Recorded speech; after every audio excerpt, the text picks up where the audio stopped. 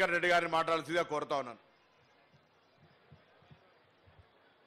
మన ప్రియతమ నాయకులు దివంగత మాజీ ప్రధానమంత్రి రాజీవ్ గాంధీ గారి విగ్రహ ప్రతిష్ఠ కార్యక్రమానికి ముఖ్య అతిథిగా విచ్చేసి విగ్రహాన్ని ప్రతిష్ఠించిన గౌరవ ప్రియతమ ముఖ్యమంత్రి రేవంత్ రెడ్డి గారు, ఇన్ఛార్జ్ మినిస్టర్ పొన్నం ప్రభాకర్ గారికి, పిసిసి అధ్యక్షులు సోదరుడు మహేష్ కుమార్ గౌడ్ గారు, వేదిక మీద ఉన్న నా సహచర మంత్రివర్యులకు, ప్రియమైన ఎమ్మెల్యేలకు, ఎమ్మెల్సీలకు, ఎంపీలకు, తెలంగాణ కాంగ్రెస్ పార్టీ నాయకులందరూ కూడా నమస్కారం తెలియజేసుకుంటూ, నిజంగా ఈరోజు మన దేశాన్ని 21st సెంచరీకి తీసుకుపోవాలని చెప్పి ఆలోచన చేస్తూ దేశ ఐక్యత కోసం ప్రాణాలు వదిలిపెట్టిన నాయకుని విగ్రహం నిజంగా ఆ విగ్రహాన్ని చూస్తే సజీవంగా ఉన్నట్టే కనిపిస్తుంది. ఈరోజు ఆలోచన చేసి ఇక్కడ విగ్రహాన్ని ఏర్పాటు చేయడానికి మా R&B శాఖ ఆదేశాలు ఇచ్చిన గౌరవ ముఖ్యమంత్రి గారికి ముందుగా కృతజ్ఞత తెలియజేసుకుంటూ, అలాంటి నాయకుడు దేశం కోసం తల్లిని పోగొట్టుకున్నాడు, ఆయన ప్రాణాలు వదిలిపెట్టిండు దేశం కోసం. చిన్న పిల్లల నుండి సోనియా గాంధీ గారు ఆ రోజు రాజకీయాలు దూరంగా ఉండి మళ్ళా దేశం కోసం అందరు కోరితే మళ్ళా రాజకీయాలకు వచ్చిండు.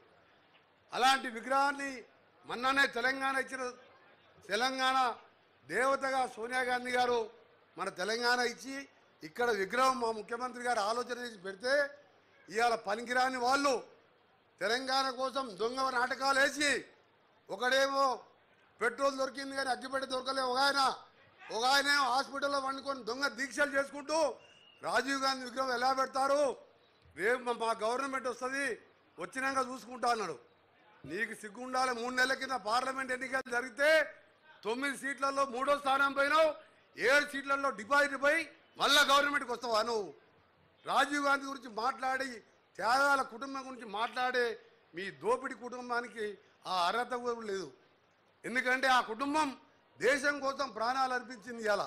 ఇవాళ తెలంగాణ పిల్లలు చనిపోతుంటే 20 స్థానాలున్న ఆంధ్రప్రదేశ్లో ఒక వార్డు మెంబర్ లేకున్నా పార్టీని పోగొట్టుకొని తెలంగాణ ఇస్తే ఇవాళ అలాంటి సోనియా గాంధీ గారి భర్త మాజీ ప్రధానమంత్రి 18 సంవత్సరాలకే ఓటు హక్కు కల్పించి యువత ఓటుతోనే దేశం మలుపు తిరుగుతుందని చెప్పి ఆలోచన చేసిండు.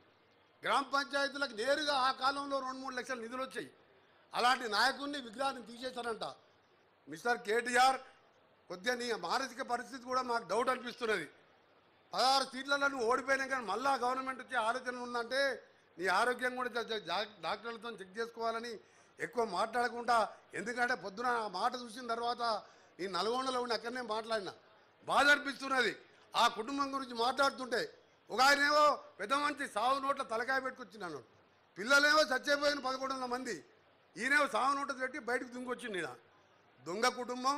ఇవాళ మా నాయకుడి మీద మాట్లాడిన మాటలకు కేటీఆర్ గారు వెంటనే క్షమాపణ చెప్పాలని మరొకసారి తెలంగాణ ప్రజల తరఫున, కాంగ్రెస్ పార్టీ కార్యకర్తల తరఫున మా గౌరవ ముఖ్యమంత్రి గారికి ఇంత మంచి విగ్రహం ఈ మంచి స్థలంలో రేపు గణేష్ పూజలు చేసుకొని నిమజ్జనం చేసుకునే సమయం ముందు రోజు ఇక్కడ ఆవిష్కరించుకోవడం నిజంగా మన అదృష్టంగా భావిస్తూ, మళ్ళీ డిసెంబర్ 9వ తారీఖు రోజు 10 ఏళ్ళ అధికారం ఉంటే ఫామ్ హౌస్కే పరిమితమైన తప్ప తెలంగాణ తల్లి విగ్రహం వాళ్ళని జ్ఞాపకం రాలే.